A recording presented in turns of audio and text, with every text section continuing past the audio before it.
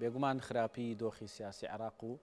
ئەوەی کە ئێستا لە دوای هەڵبژاردنە پێشوەختەکەەوە هاتوتە ئاراوە ڕێک نەکەوتنی لاەنە سیاسیەکان نەگەیشتنە دەرەنجامێک کە بتوانرێت دانیشتنیی پەرلەمانی عێراق ساز بکرێت بۆ هەڵبژاردننی پۆستی سەر کۆماری عراق دۆخی سیاسی عراقی بەرەو چاق بەستوی بردووە. ئێستا تا ڕادێک پرۆسی سیاسی لە عێراقدا وەستاوە چونکە هەموو ئەم هۆکارانی کە باسمان کرد کاریگەری لەسەر دۆخی عراق دروست کردووە. ئێمە ئەمانەوێ لەسەر ئەم دۆخە لەسەر ئەم بابەتە زیاتر قسە بکەین بە میوانداری خۆشەوی کەمال کە بەڕێزیان چاودێری سیاسین و لە ستۆدیۆ لەگەڵمانە ئامادەن. کاک خۆشەوی بەیانی باش و بەخێر بێت. بەخێر سەرچاو بەخێر بێ. ئەم دۆخی عێراق چ خوێندنەوەیکی بۆ کرێت چونکە ئێستا پێ دەچێت لە هەموو لایەکەوە شتەکان تا ڕادێک وەستابن ینی جوڵەیەک نبینی غێری ئەو بڕیارانەی کە لە دادگای فدرالیەوە دەرەچێت. ڕاستەکەی ئەو چاق بەستویە هۆکاری زۆرە هۆکاری مێژووی هەیە. یەکەم ساتە وەختی دروستبوونی دەوڵەتی عێراقەوە شوناسێکی عێراقی دروست نەکراوە ینی کورد زیاتر خۆی بە کورد دەزانێ وەک لە عێراقی سونە بۆ خۆیان ئەوان زیاتر نوێنەرایەتی شوناسی عێراقییان کردووە بەڵام ئەوان دوای وەرچەرخان دوای گۆڕان دوای 2023 دوخانی سەدامسێن و ئەوانە بۆ خۆیان یەکەم پارچە پارچە بوون گەرچە دیسان دوای هەڵبژاردنەیەکیان گرتەوە بەڵام ئەو یەکگرتنەوەیان بە شوناسێکی عێراقی و خۆیان یەک نەگرتەوە بەڵکو لەژێر ژنۆنی و کاریگەری وڵاتانی کەندا و تورکیا سیاست بەڕێوابن. لە ناو شیعەکانیشە ئەمانیش بۆ خۆیان دوو لایەنن لایەنێکیان زیاتر سەر بە ئێرانەوە تەداعیە ئێران دوای تەداعیەتی ئێران کردووە. ئەمە ئەم هۆکارە مێژوویە کە نەبوونی شوناسێکی عێراقی وای کردووە لایەنەکان زیاتر چاوەڕانەکەن بڕیارەکان لە دەرەوە بۆیان بدرێت. کورد بۆ خۆشی لە ناو خۆیان دیسانەوە یەکگرتو نییە و ئەمە بۆ جاری دوو هەمە ململانەیەکی سەخت دروست دەبێت لە نێوانیەکەتی پارتیا لەسەر پۆستی سەرۆکۆمار. ئەمە وای کردووە کە ئیتر عێراق ئەو چەقپەستویتیا دروست ببێت. عێراق تاکەی تەحمولی ئەماکات چونکە بەڕاستی خۆتەزانی کە دۆخی عێراق هەم لە ڕووی دۆخی هاوڵاتیانی و هەم لە ڕووی دۆخە سیاسەکەشەوە تا ڕادەیەک شڵەژاو و ناسەقامژیرە ینی بەرگەی ئەم جۆرە لە مامەڵی سیاسیەگرێت لەلایەن لایەنە سیاسەکانەوە. ڕاستەکەی عێراق لە بەردەمی دو ڕۆژێکی زۆر مەترسیدارەیە مالکی چەند جارێکە ئەو هەڕەشانە ئەکات کە ئەگەر هاتوو لەگەڵ سەدرەکانە ڕێکەوتن نەکرێت ئەوە ئەم باردۆخی عێراق بەرەو زیاتر چەقپەستوی دەبێت. سەدرەکان ینی ئاشکرایە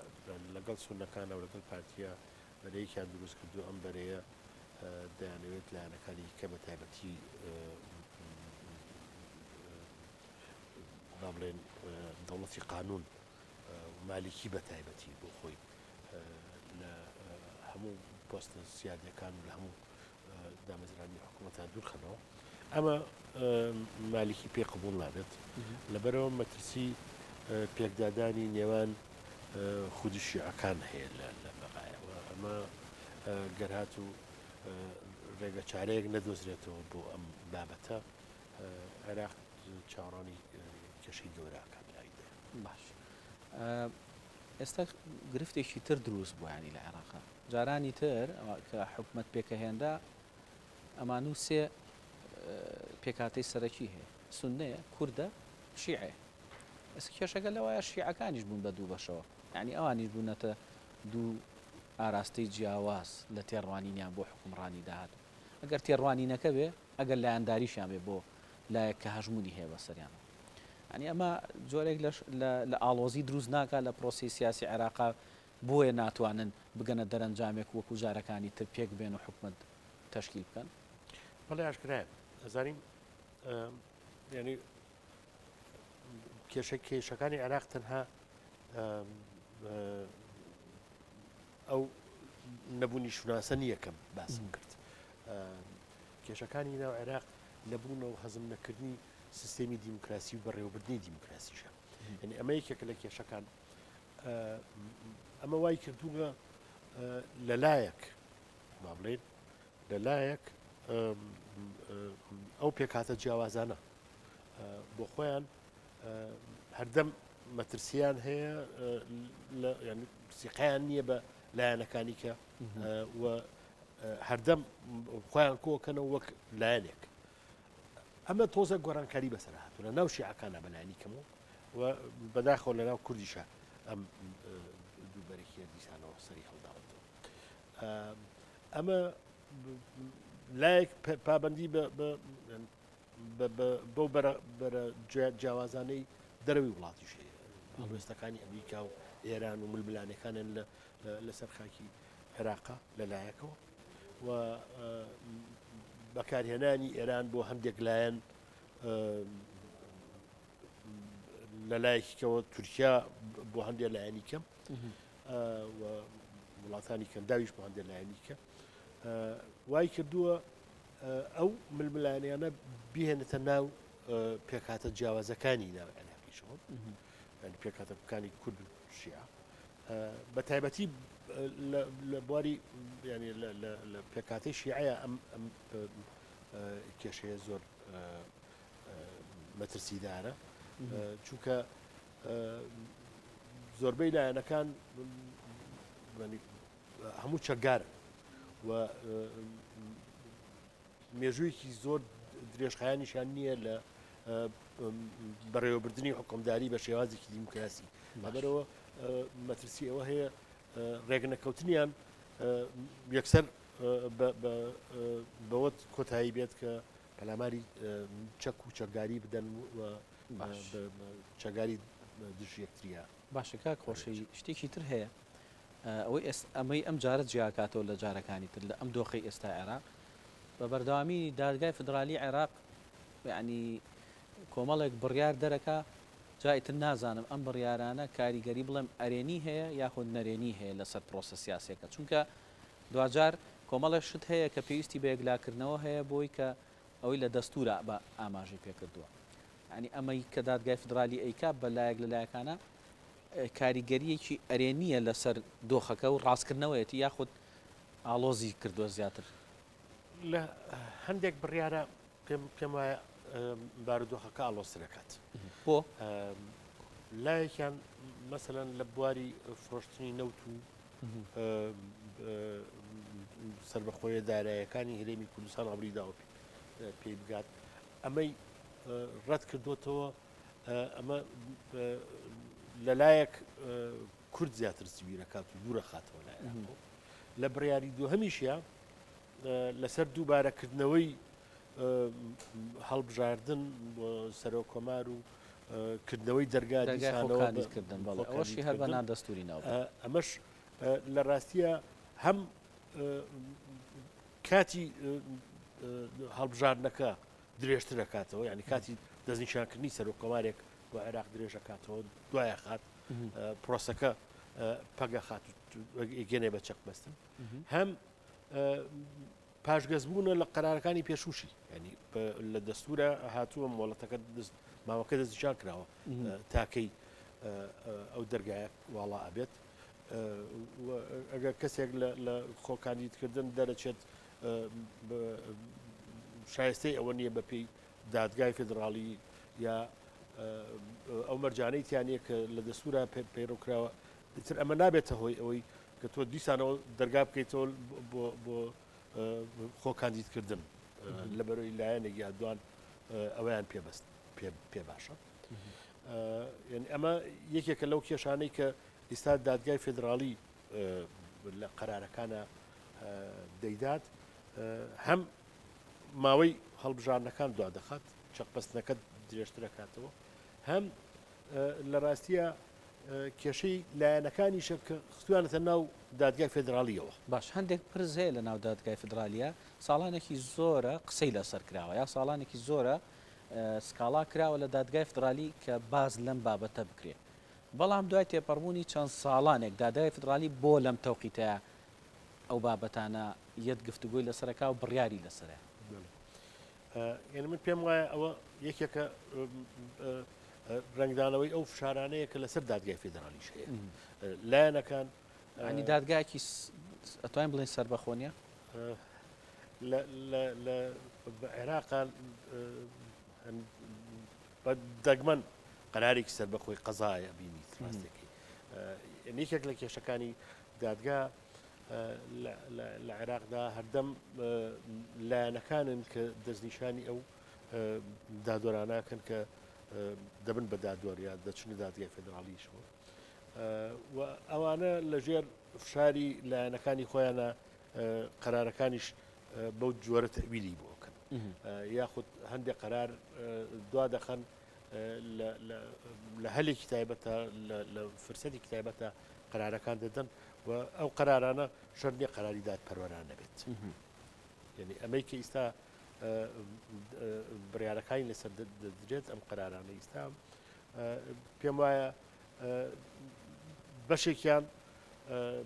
هەوڵە فشارەکانی سونەیە سەدرەکانە بەڵام دوجار دادگای فدرالی ئاماژە بۆ کە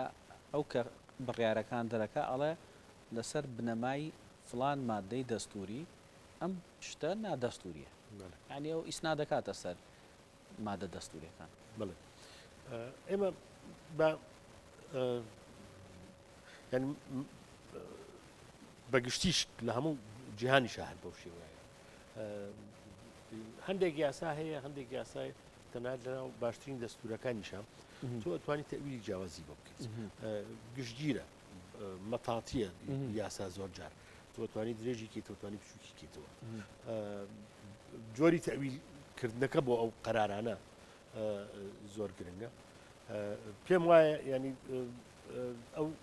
دادگای فێدرالیە حاڵیان لەژێر فشارێکی زۆر هەیە و ئێمە بە شتەی کەش لە بەرچاو بگرین ڕاستێکی دروستبوونی دەوڵەتی عێراقی تازە دوای داگیرکاری و یاخود ڕوخانی ڕژێمی گۆڕبە بۆری سەدام لەسەر بنەمایەکی سەرەکی پێک هاتووە کە ئەو لایەنانە هەموو پێکەوە بەشداری لە حکوومەت بکەن ئەمە ئەگەر ڕاست و دروستت دەوێت لەگەڵ سیستەمێکی دیموکراسی بە تەواوەتیە یەک ناگرێتەوە ینی تۆ ئیلا ئەبێ زۆرینەیەک و کەمینەیەک دوجار کەمینەیەک لە معارەزا بێت زۆرینەیەک لە ڕانیە بێت بەڵام هەندێک بە چارەسەریان بینیوە بۆی کە نەگەین بەم ڕۆژە ینی ئەم ڕۆژیان لەبەر چاو بۆ ئەگەر شتێکی غێری تەوافق بێتە پێشەوە ئەمەمان بۆ دروست کێشەکان ئەوەیە ئەم ینی ئەو سیستێمە دیموکراسیە عادیەکە ئەوەیە بەڵام ئەوە بۆ شێی خوات بۆ دەوڵەتێک شوناسی تایبەتی خۆی هەبێت ئەڵمانە ئینگلیزە ئەمریکیەکان لە هەموو جیهانەوە چوون ئیسپانیە ئەڵمانیە فەرەنسیە نەرویجیە نازەم سویدیە بەریتانیە ئیرلندیە بەڵام کە چوون ئەمریکایان دروست کردووە بوون بە ئەمریکی پێش هەموو شتێک ئەو شوناسەیان هەیە لە عێراقا ئەو شوناسە نییە کورد مەترسی هەیە سونە هەموو مافەکانی لێبسەنگێتەوە بێتە سەر دەسەڵات ترسی ئەوەی هەیە و بە بەردەوام وایە ئەوە شیعە لەگەڵ حکمڕانی کات باشترین هەڵە قۆزێتەوە بۆی پەلاماری کوردستان با بۆی شوێنێک برێتەوە لەبەرەوە تۆ ئەم زۆرینەیە ئەو مەترسیانە دروست دەکاتەوە کە زۆرینەیەک هاتە سەر دەسەڵات و خۆی سەپاند و یەکسەر لە شێوازە دیموکراسیەکان وەلاوە ئەنێت و دەستەکا بە خۆسەپاندن بە زۆرینە ئەم مەترسیە لە ناو عێراقا ینی ئەم زۆرینە و کەمینەیە بۆ عێراق نایخوات لەبەری ئەو شوناسە دروست نەبووات لەبەروی کەس هیچ حیزبێک نادۆزیتەوە کورد و عەرەب و تورکمان و ئاشور و هینی تیابێ و خۆیان بە عێراقی بزانن هەموو حیزبەکان ئەمایان حیزبێکی کوردی ئەوانی سونەیە ئەوانی شیعەیە ئەگەر تاکو تەراش شیعەیە سونەیە بکەوێتە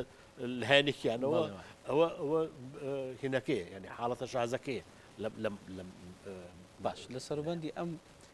وەزع ئالۆزە ئەم دۆخە ئالۆزی عێراقا ینی ئێستا وەکو خۆشە ئاماژە پێکرێکێک لە بڕیارەکانی دادگای فدرالی ئەوەیە کە ئەو فرۆشتنی نەوتەی هەرێم کە چەند ساڵە هەیەی ئەوڵێ نادەستوریە ینی ڕای تا ڕادێک وەکو بڕیارێکی ڕاگرتن وایە کورد ئێستا لە سەروبەندی پێکێنانی ئەم حکوومەتەیە و ئەشێ بەشداری بکە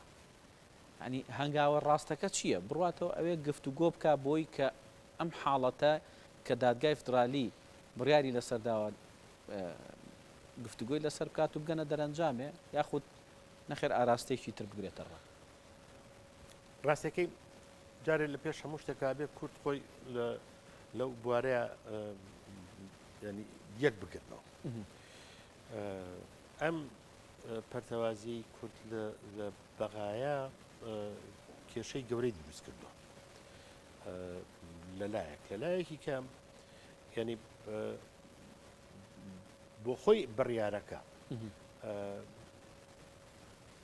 پێم وایە ینی بڕیارەکەی دادگای فێدرالی لایانی باش و لایانی خراپیشی تایە بەڵام کورد ئەگەر بە یەک بۆچوونی نەچێتەوە بەخا لەسەر ئەو بڕیارە ڕێک نەکەوێت پێم وایە